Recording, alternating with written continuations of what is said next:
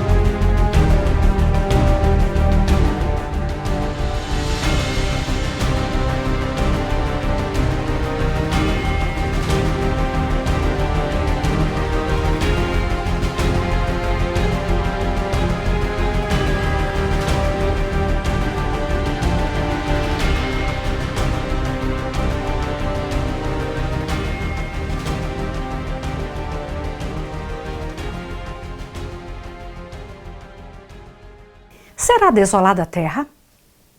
Os seus pecados se acumularam até ao céu, e Deus se lembrou das iniquidades dela. No cálice que vos deu de beber, dai-lhe a ela em dobro. Quando ela se glorificou e em delícias esteve, dai-lhe outro tanto em tormento e pranto, porque diz em seu coração, estou assentada como rainha, e não sou viúva, e não verei o pranto. Portanto, num dia virão as pragas, a morte e o pranto e a fome, e será queimada no fogo, porque é forte o Senhor Deus que a julga. E os reis da terra que se prostituíram com ela e viveram em delícias a chorarão, e sobre ela prantearão, dizendo: ai, ai daquela grande Babilônia, aquela forte cidade, pois numa hora veio o seu juízo. Apocalipse 18, 5-10. Os mercadores da terra que se enriqueceram com a abundância de suas delícias, estarão de longe pelo temor do seu tormento, chorando e lamentando e dizendo: ai, ai daquela grande cidade, que estava vestida de linho fino, de púrpura, de escarlate e adornada com ouro e pedras preciosas e pérolas, porque numa hora foram assoladas tantas riquezas. Apocalipse 18, 3, 15 e 16. Tais são os juízos que caem sobre Babilônia no dia da ira de Deus. Ela encheu a medida de sua iniquidade, veio o seu tempo, está madura para a destruição. Quando a voz de Deus põe fim ao cativeiro de seu povo, há um terrível despertar daqueles que tudo perderam no grande conflito da vida. Você entendeu, irmão, o que significa essa frase? Tudo perderam no grande conflito da vida?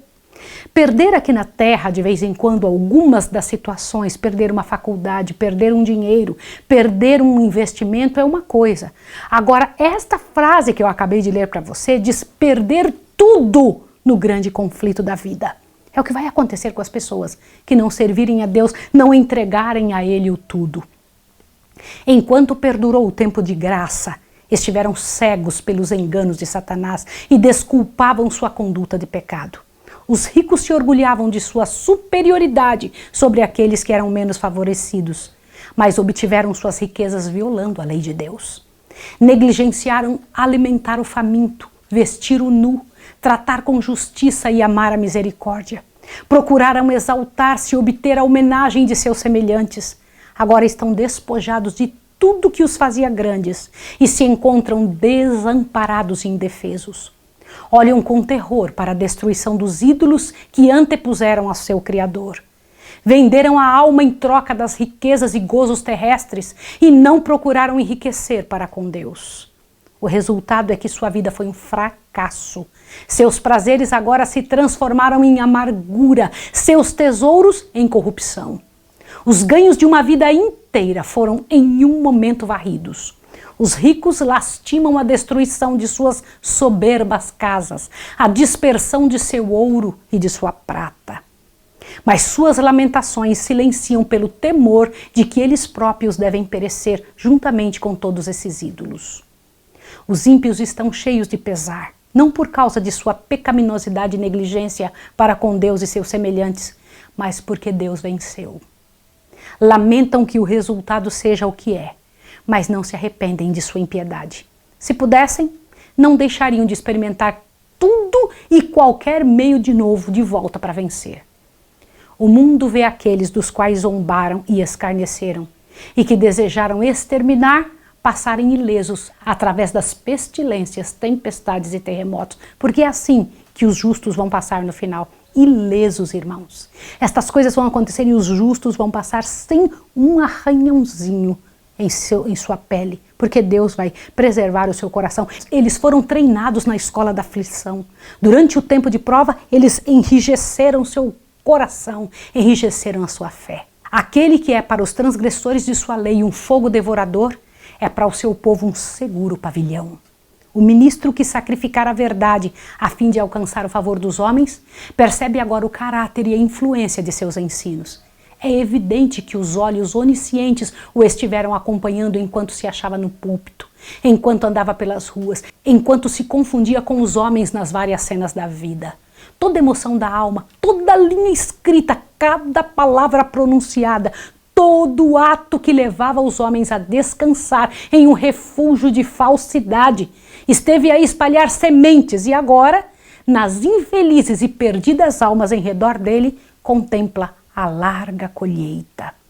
Diz o Senhor: curam a ferida da filha de meu povo levianamente, dizendo paz, paz, quando não há paz. Entristecestes o coração do justo com falsidade, não o havendo eu entristecido, e esforçastes as mãos do ímpio, para que não se desviasse do seu caminho e vivesse. Jeremias 8, 11 e Ezequiel 18, 22. Ai dos pastores, que destroem e dispersam as ovelhas do meu pasto. Eis que visitarei sobre vós a maldade de vossas ações. Uivai, pastores, e clamai, e rebolai-vos na cinza, principais do rebanho, porque já cumpriram os vossos dias para serdes mortos.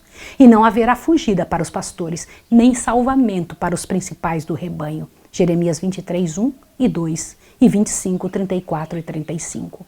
Ministros e povo veem que não mantiveram a devida relação para com Deus. Veem que se rebelaram contra o autor de toda a lei reta e justa. A rejeição dos preceitos divinos deu origem a milhares de fontes para os males, discórdias, ódio, iniquidade, até que a terra se tornou um vasto campo de contenda, um poço de corrupção. Este é o quadro que ora se apresenta aos que rejeitaram a verdade e preferiram acalentar o erro.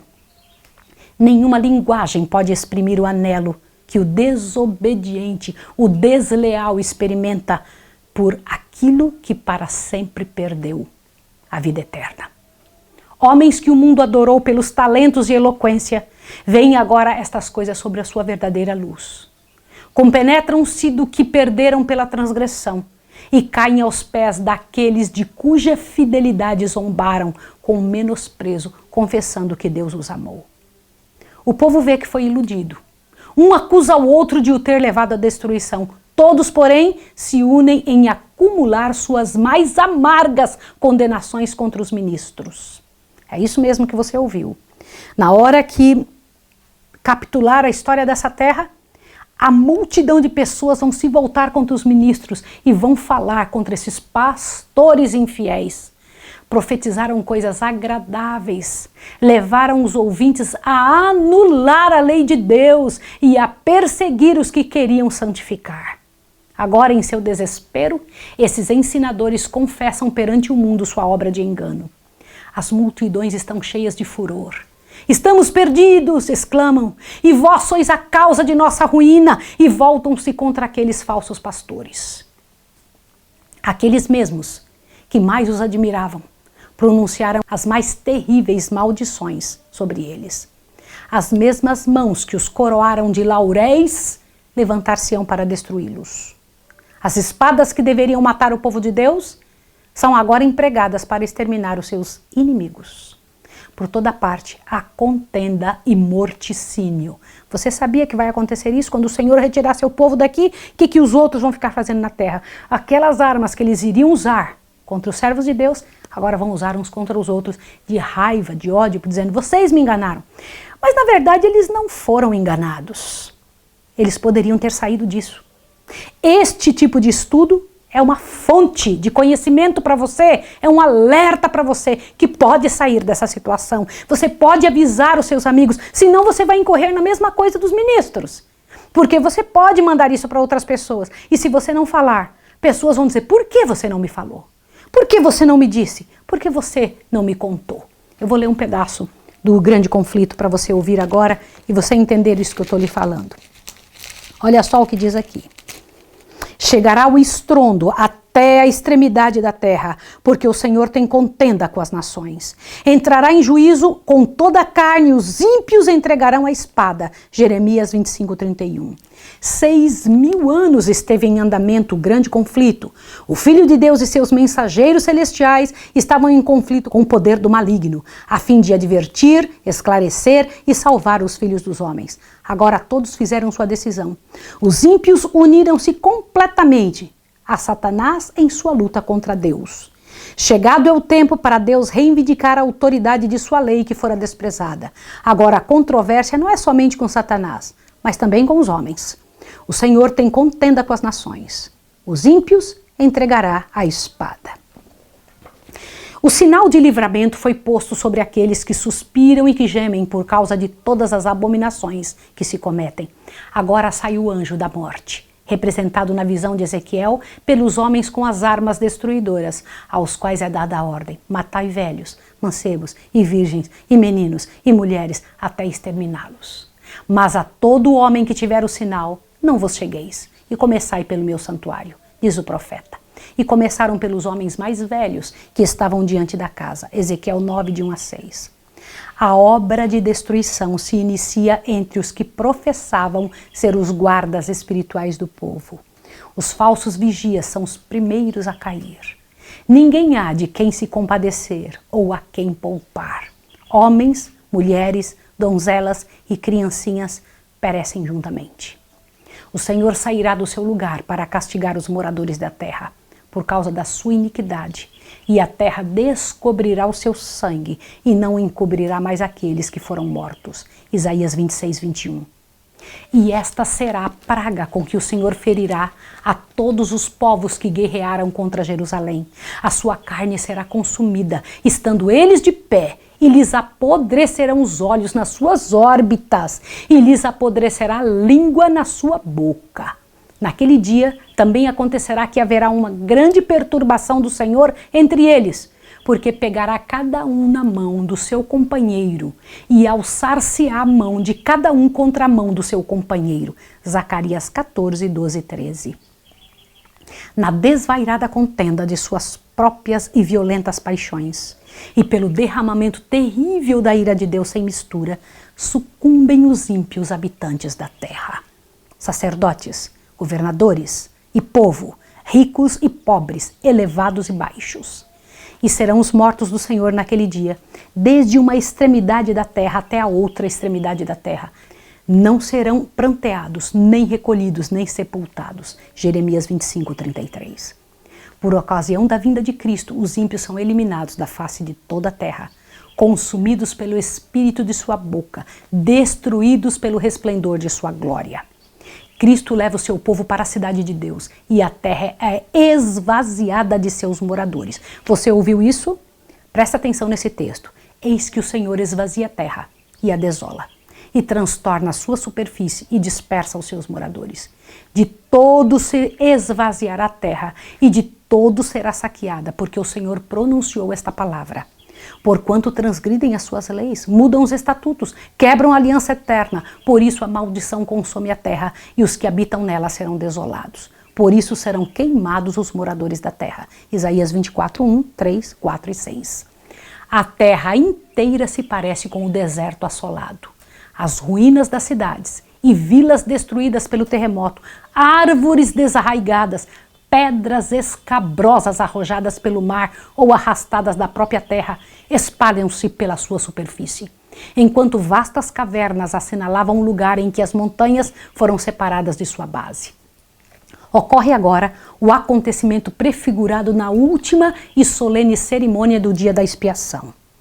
Presta atenção nisso que você estudou essa parte comigo. Quando se completava o ministério no lugar santíssimo, os pecados de Israel eram removidos do santuário em virtude do sangue da oferta pelo pecado, o bode emissário era então apresentado vivo perante o Senhor e na presença da congregação, o sumo sacerdote confessava sobre ele todas as iniquidades dos filhos de Israel e todas as suas transgressões, segundo todos os seus pecados, pondo-os sobre o bode, sobre a cabeça do bode. Levítico 16, 21. Você lembra disso? Semelhantemente, ao completar-se a obra da expiação no santuário celestial, na presença de Deus e dos anjos do céu e do exército dos remidos, serão então postos sobre Satanás os pecados do povo de Deus. Não para resolver o problema do pecado, porque já foi resolvido com Jesus. Vai ser dado para Satanás porque ele foi o originador. Toma aqui estes pecados que você fez, que você criou, que você poderia não ter levado para a terra. Sério isso, né? Sério. Então serão postos sobre Satanás os pecados do povo de Deus, declarar-se-á ser ele o culpado de todo o mal que os fez cometer. E assim como o bode emissário era enviado para uma terra não habitada, Satanás será banido para a terra desolada, que se encontrará como um deserto despovoado e horrendo. Entendeu isso? Eu vou ler para você mais um pedacinho para você entender melhor isso. O escritor do Apocalipse prediz o banimento de Satanás e a condição de caos e desolação a que a terra será reduzida e declara que tal condição existirá durante 1000 anos. Depois de apresentar as cenas da segunda vinda do Senhor e da destruição dos ímpios, continua a profecia. Vi descer do céu um anjo que tinha a chave do abismo e uma grande cadeia na sua mão. Ele prendeu o dragão, a antiga serpente, que é o diabo e Satanás, e amarrou-o por 1000 anos. E lançou-o no abismo, e ali o encerrou, e pôs selo sobre ele, para que não mais enganasse as nações, até que os 1000 anos se acabassem. E depois importa que seja solto por um tempo. Apocalipse 20, de 1 a 3. Espera aí. Então ele vai ficar durante 1000 anos aqui na terra, que vai se transformar em um abismo durante 1000 anos, até que os 1000 anos se completem? Isto mesmo que você ouviu. Que a expressão abismo representa a terra em estado de confusão e trevas é evidente em outras passagens. Relativamente à condição da terra, no princípio, o relato bíblico diz que era sem forma e vazia, havia trevas sobre o quê? Sobre a face do abismo. Gênesis 1, 2. Por quê? Porque quando ela não tinha ninguém dentro, nem estava organizada a criação, era chamada de abismo. A profecia ensina que ela voltará, em parte ao menos, a esta condição. Olhando ao futuro para o grande dia de Deus, declara o profeta Jeremias: observei a terra, e eis que estava assolada e vazia, e os céus, e não tinha sua luz. Observei os montes, e eis que estavam tremendo, e todos os outeiros estremeciam. Observei e vi que homem algum havia, e que todas as aves do céu tinham fugido. Vi também que a terra fértil era um deserto, e que todas as suas cidades estavam derribadas. Jeremias 4, 23 a 26. Aqui deverá ser a morada de Satanás com seus anjos maus durante 1000 anos. Restrito à terra, não terá acesso a outros mundos para tentar e molestar os que jamais caíram. É neste sentido que ele vai estar amarrado. Ninguém ficou de resto sobre quem ele possa exercer seu poder. Todos morreram pelo esplendor da vinda de Deus. Lembra disso? Vão se matar um ao outro e vão morrer. Ele não vai ter um ser humano para tentar. Imagina Satanás aqui nessa terra toda desolada, destruída durante 1000 anos, pensando no que fez. Está inteiramente separado da obra de engano e de ruína que durante tantos séculos foi seu único deleite. O profeta Isaías, vendo antecipadamente o tempo da queda de Satanás, ele exclama: como caíste do céu, ó estrela da manhã, filha da alva! Como fostes lançados por terra, tu que debilitavas as nações! E dizias no teu coração: eu subirei ao céu, acima das estrelas de Deus, exaltarei o meu trono, serei semelhante ao Altíssimo. e contudo levado serás ao inferno, ao mais profundo do abismo. Os que te virem te contemplarão e considerar-te-ão e dirão: é este o varão que fazia estremecer a terra e que fazia tremer os reinos, que punha o mundo como um deserto e assolava suas cidades, que a seus cativos não deixava ir soltos para suas casas? Isaías 14, 12 a 17. Durante 6.000 anos, a obra de rebelião de Satanás tem feito estremecer a terra. Ele tornou o mundo como um deserto e destruiu as suas cidades, e a seus cativos não deixava ir soltos. Durante 6.000 anos, o seu cárcere, o sepulcro, recebeu o povo de Deus, e ele os queria conservar cativos para sempre, mas Cristo quebrou seus laços, pondo em liberdade estes prisioneiros. Mesmo os ímpios agora se acham colocados fora do poder de Satanás, e sozinho, com seus anjos maus, permanecerá ele a compenetrar-se dos efeitos da maldição que o pecado acarretou. Todos os reis das nações, todos eles jazem com honra, cada um na sua sepultura, na sua casa. Mas tu és lançado da tua sepultura como um renovo abominável. Com eles não te reunirás na sepultura, porque destruístes a tua terra e matastes o teu povo. Isaías 14, 18 a 20. Durante 1000 anos, Satanás vagueará de um lado para o outro na terra desolada, para contemplar os resultados de sua rebelião contra a lei de Deus. Durante esse tempo, os seus sofrimentos serão intensos. Desde a sua queda, a sua vida de incessante atividade baniu a reflexão. Agora, porém, está ele despojado do poder e entregue a si mesmo para contemplar a parte que desempenhou desde que a princípio se rebelou contra o governo do céu e para aguardar com temor e tremor o futuro terrível em que deverá sofrer com todo o mal que praticou e ser punido pelos pecados que fez com que fossem cometidos. Eu vou ler a última parte deste capítulo de hoje para você. Presta atenção para que você possa entender. Olhe bem. Ao povo de Deus, o cativeiro de Satanás trará alegria e júbilo.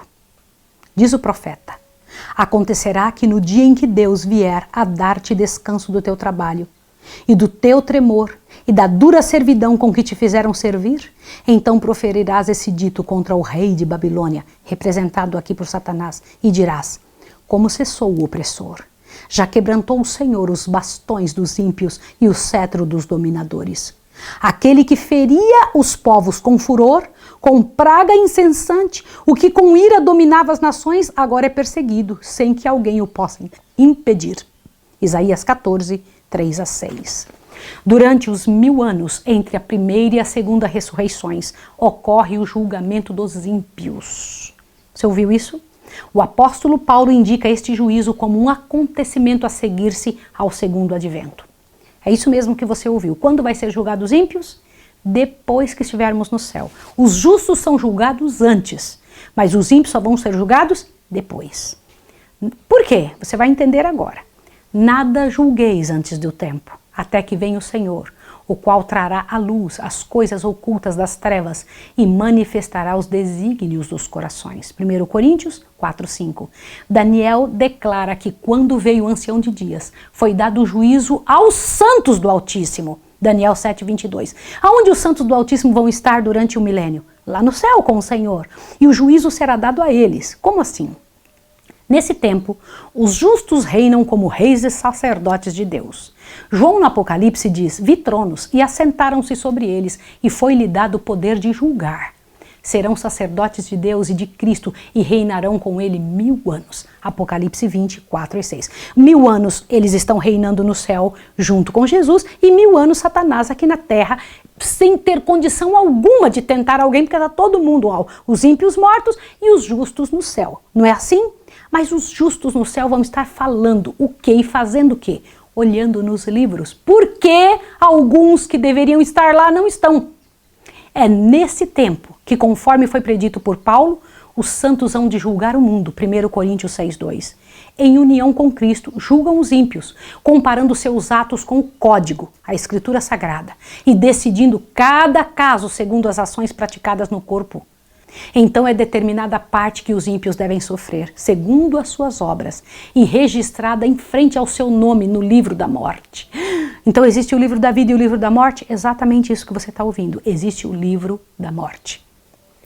Igualmente, Satanás e os anjos maus são julgados por Cristo e por seu povo. Isso mesmo que você está ouvindo. Satanás e seus anjos serão julgados pelos servos de Deus.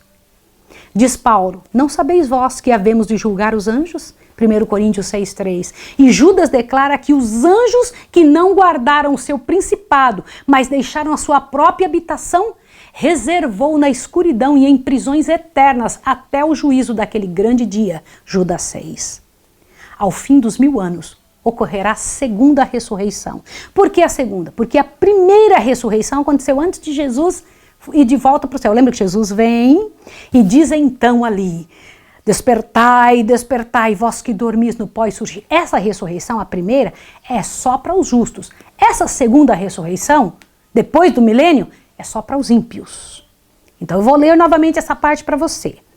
Ao fim dos 1000 anos, ocorrerá a segunda ressurreição. Então os ímpios ressuscitarão dos mortos, comparecendo perante Deus para a execução do juízo escrito.